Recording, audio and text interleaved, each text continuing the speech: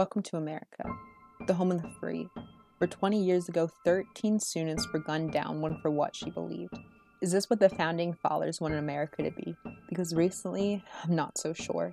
Everyone turns the news shocked, but not a single person doubts that there'll be more. It seems like everyone's sitting on the edge of their seats, patiently awaiting for another shooter to walk through another front door. When will we stand up and realize that this is worth fighting for?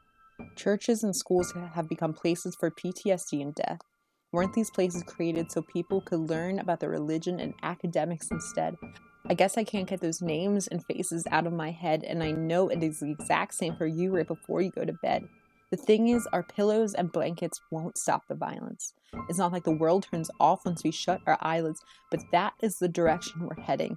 And if this is a slope we're standing on, it's slippery and we're falling. And our mental health is declining.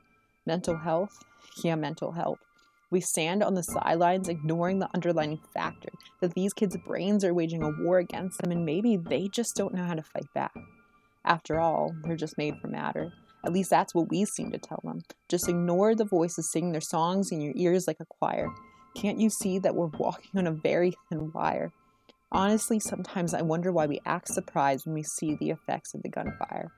It's been 20 years since Columbine. Have any of us truly gotten back our peace of mind? Because since then, there have been 50 more school shootings, 50 more school executions, 141 more students gunned down, and we still don't have a solution. And I know the Bible says that blessed are those who are persecuted for righteousness' sake. But the girl who stood up for what she believed in and got shot, I know hers is the kingdom of heaven, but here it just leaves a whole lot of confusion and a whole lot of heartache. We now have survivors marching and chanting never again, standing up for those who can't for what happened to them. And we have parents who just desperately want their children back. Dirty clothes still in hampers because they don't have the strength to get rid of them quite yet. Students terrified to go back to school because what if there's another attack? What if there's another attack and this time it's us? Did you know that a Parkland survivor killed herself recently? She suffered from survivor's guilt. She survived the shooting but couldn't handle what the experience did to her mentally. I can't imagine what it was like when her parents found her. Survivor of a school shooting but not of the guilt. Something needs to happen because this is all screwed up to me, honestly. These kids could be your sons and your daughters. These kids could be your siblings and your students. Do we really want to wake up one morning to another mass shooting? So welcome to America, where it's easier to get your hands on an assault weapon than winning the lottery. Where if you look too closely, you might catch a glimpse of something you never wanted to see. Youth who don't get the help they need mentally. Their thoughts grow dark, and some will say that's just who they are. Shooting up their schools is just who they were destined to be. When will we tell them that they're loved by the one true King, that they truly do have a purpose and they truly do have meaning? Welcome to America, where every day 59 people take their own lives with a firearm, where every day 50 people are shot down who are unarmed. This is not the part of us we wanted you to see. This is not what the founding fathers created us to be.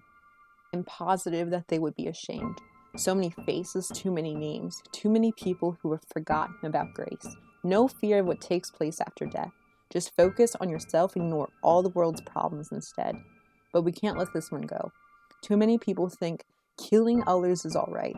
Too many people are losing their very own lives, and even more like to conveniently forget all of these things when they lay their heads on their pillows at night. God turned Saul into Paul, a murderer turned follower. These kids, their dark thoughts can get better. I believe that because that's the kind of God I serve. The same God that on the third day arrested death. The same God that brought Lazarus back from the dead. That is the God I proudly serve. And if he can create the heavens and the earth and give back sight to the blind, he can hold our future in his hands just like he designed. This world is constantly attempting to keep us in boxes confined. Take a number, take a seat, it will be your turn in time. So many of us live our lives selfishly, honestly. We allow these shootings to keep happening consciously. That's what happens when we never step outside of what our own two eyes can see. We can't stay silent this time. How can we not stand when kids are losing their lives? So welcome to America, where change needs to be made no matter the cost. And that change needs to start at the foot of the cross.